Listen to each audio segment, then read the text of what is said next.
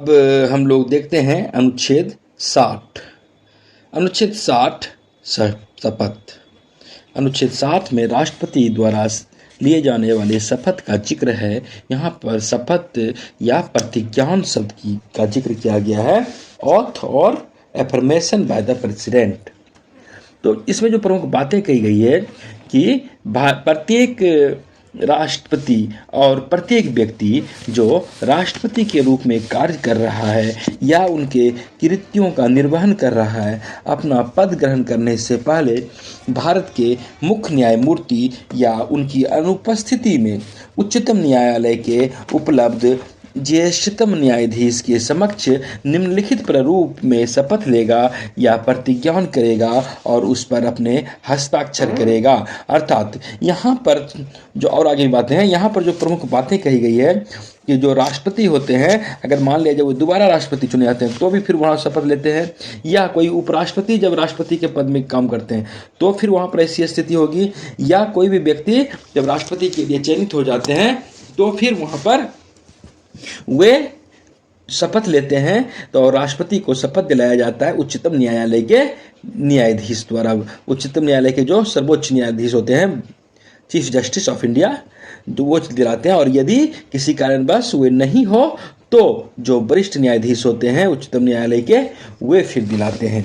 यहाँ पर जो बातें हैं, every president and every person acting as president और discharging the functions of the president shall, before entering upon his office, make and subscribe in the presence of the Chief Justice of India or in his absence the senior most judge of the Supreme Court available, an oath or affirmation in the following form that is to say। ये शपथ दिलाने की बात हो गई कि राष्ट्र शपथ लेना पड़ता है और या प्रतिज्ञान कहते हैं उसे, और सुप्रीम कोर्ट के जो मुख्य न्यायाधीश होते हैं वे शपथ दिलाते हैं। अब यहाँ पर जो आगे बात है कि शपथ में क्या जिक्र करते हैं, क्या शपथ लेते हैं, क्या बोलते हैं। तो राष्ट्रपति शपथ लेते हैं ऑथ कि मैं उसके बाद अपना नाम लेते हैं, ईश्वर की शपथ लेता हूँ। जैसे द्रौपदी मुर्मू शपथ ली होगी मान लिया जाए, तो मैं द्रौपदी मुर्मू ईश्वर की शपथ लेती हूँ। पुरुष से तो लेता हूँ, महिला की स्थिति में लेती हूँ, पुल्लिंग स्त्रीलिंग का जिक्र होता है।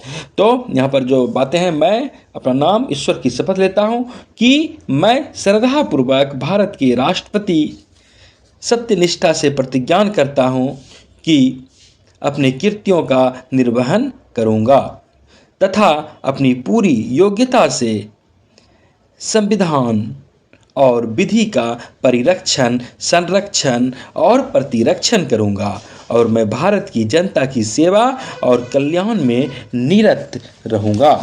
यहाँ पर जो प्रमुख बातें हैं कि मैं ईश्वर की शपथ लेता हूँ, उसके बाद अपना नाम, उसके बाद swear in the name of God that I will faithfully सोlemnly affirm executive the office of president or discharge the function of the president of India and will to the best of my ability preserve, protect and defend the constitution and the law, and that I will devote myself to the service and well-being of the people of India। अर्थात वे संविधान और विधि का परिरक्षण, संरक्षण और प्रतिरक्षण का शपथ लेते हैं। अब यहाँ पर हम लोग देखते हैं, थोड़ा सा देख लें, परिरक्षण क्या हुआ, संरक्षण क्या हुआ, प्रतिरक्षण क्या हुआ। तो परिरक्षण का अर्थ हुआ प्रिजर्व, संरक्षण का अर्थ हुआ प्रोटेक्ट और प्रतिरक्षण का अर्थ हुआ डिफेंड। तो अगर हम पहले परिरक्षण की बात करें तो परिरक्षण अर्थात किसी भी चीज़ को सुरक्षित रखना परिरक्षण का अर्थ होता है। तो यहाँ पर संविधान और विधि को सुरक्षित रखेंगे, उसका किसी भी तरह उल्लंघन नहीं होगा, और सिर्फ सुरक्षित ही नहीं रखेंगे बल्कि दीर्घकाल तक उसे सुरक्षित रखने की बात होती है। उसके बाद जैसे है संरक्षण, प्रोटेक्ट, तो उसका संरक्षण भी करना है।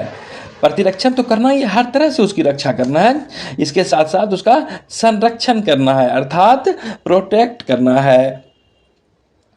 और देख रेख करना है, यानी कि देखभाल सही तरीके से करना है, उसका निगरानी रखना है, सही जो कोई विधि है उसका कोई उल्लंघन किसी भी सूरत में नहीं करे, तो उसको संरक्षित रखना है। और आगे जो बात है प्रतिरक्षण, अर्थात डिफेंड भी करना है, किसका? तो संविधान का और संविधान में बनाई गई विधि का। और प्रतिरक्षण अर्थात उसका रक्षा करना है, शत्रु से रक्षा करना है किसी चीज़ का, उसके खिलाफ तो उसका रक्षा करना है, संविधान का बचाव करना है, संविधान को बनाए रखना है। और जैसे यदि कोई इसको इस रूप में भी समझ सकते हैं, उसका बचाव करना है संविधान का हर दृष्टि से। कभी कभी हम यह भी देखते हैं कि कोई कानूनी समस्या हो जाती है, तो फिर सर्वोच्च न्यायालय से राष्ट्रपति सलाह भी लेते हैं उसी परिस्थिति में। तो और हर एक तरीके से संविधान को बनाए रखना है, कानून का सम्मान करना है, कानून का क्रियान्वयन करना है, कानून में किसी तरह की क्षति नहीं पहुंचने देना है। और इसके साथ जो और बातें हैं, मैं भारत की जनता की सेवा और कल्याण में निरत रहूँगा, हर हमेशा डिवोटी रहूँगा, जनता के प्रति जनता की सेवा होती रहेगी और कल्याण की भावना से सेवा की जाती रहेगी।